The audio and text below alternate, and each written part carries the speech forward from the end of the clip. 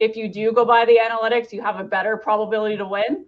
But, scenarios occur that anomalies happen, and it's the Olympics. So you do see magic every once in a while. Curling now enters the Sports Weekend spotlight.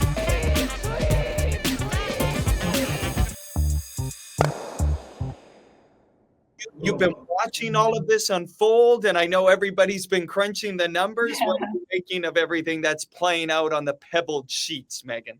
And I would also say part of the reason I actually got really into curling was because of Rachel Homan. I'm actually sitting really close to where the Scotties were a few years ago, and she had a fabulous appearance here. So I think the one tough thing with curling and the Olympics is it's a small sample size, right? It doesn't define these curlers. It doesn't define their games. It, comes down to like that one last shot, right? Do you want one down with the hammer, one up without the hammer? What happens in terms of analytics? So I thought her and Johnny Moe did an excellent job. Obviously, he had a great showing at Pyeongchang, but I'm really proud of all of our teams. So we're seeing, Jones go into a tough match. Right now, about 40% of the chance to make the playoffs, up to 70% chance if she beats US, and only 9% if she doesn't. So it's a very obviously big deal. Can you you're the stats pro, and I know you're a stats pro in hockey, and we're loving your curling expertise. Give us those numbers again so we can hear it clearly. Sure. So you're going in around 35 to 40% right now. Obviously, a lot higher if she wins this game against the US, and under 10% if she doesn't. So this is a really big win if it is to happen. As well, obviously, Gushu's in a better position, a 95% chance, very different scenario for him in terms of, getting knocked out. So the men looking more favorable right now. But, Jennifer Jones, and I saw her mom, Canada is not only behind you, but she is a superstar. I've seen a lot of athletes in my time and at my work, and a lot of big NHL players. But every time I see Jennifer Jones in person, it's a treat. Awesome. Meghan, have you crunched the last stone draw numbers? I mean, how vital is it when, at this tournament at least, Canada keeps losing the hammer in that first end? Is first end performance a real indicator for you, or are you crunching that number? That's interesting. I mean, still curling is behind the scenes in terms of analytics. A lot's going on with the teams, and they keep it very secretive. Obviously, the first 4 shots are what people are looking at more research on.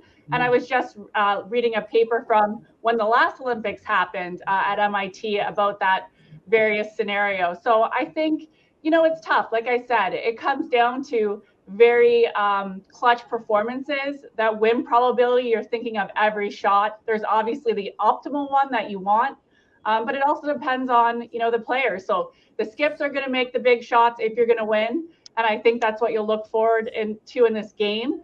And those types of players rise to the occasion. So I really hope to see, big performances. But even so, I'm sure they'll leave it all on the ice. Well, I think all of us could. I don't think we need analytics to agree with that one. Well, Make your shots. And to that point, Meghan, I actually wanted to ask you, there's always, maybe not always, but there is a debate on playing your emotions in a moment in a game, or leaning on the analytics. So tell me about that, because if a skip is feeling it, gut feeling, but the analytics say one thing and the gut feeling say another, what do you do? I think that's the ultimate debate in sports right now, right? We're not AI, we're not robots, we're humans. Even the best of us, it could come down to those centimeters, those inches. So there's no correct answer, but I'd say over the long term, if you do go by the analytics, you have a better probability to win. But, scenarios occur that anomalies happen, and it's the Olympics. So you do see magic every once in a while. Ooh, and Jones is wanting some magic tonight. I love this conversation. This is fascinating to me. So right now, Jones is at 35% probability to make the playoffs. A win over the United States, that rockets to 70%. Is that right, Meghan? A lot higher. Yes, about 68%. Wow. And are you saying that based on our next 2 opponents, Denmark and China, that when you look at their numbers? Absolutely. And I actually got that from Matthew Hall on Twitter. So thank you for running some of the numbers with me. There's a very strong contingent that's working on pushing analytics ahead. So There's obviously, like I said, there's scenarios where that can change, but as we sit right now, that's what we're looking at. I love it. I mean, it just goes to really hammer home the stakes in this game tonight. Yeah. And what about Great Britain and Canada on the men's side? That's Gushu's final game of the round robin. Do you measure, are you strictly looking at Olympic data? Because would Olympic data on this ice be different than their past performances on other ice and circumstances, and 8N games sometimes that they were playing against each other? Well, and that's why it's just a probability, right? I mean, you still do have a 5% probability that everything goes well, and still there's instances where, you may not make the playoffs. So right now, sitting at about a 95% chance, but he'll get eliminated if Great Britain does defeat Canada and Switzerland does defeat Sweden, and Russia Olympic Committee defeats Great Britain. So there is that, slim chance, but I think feeling pretty good going into this for the men's.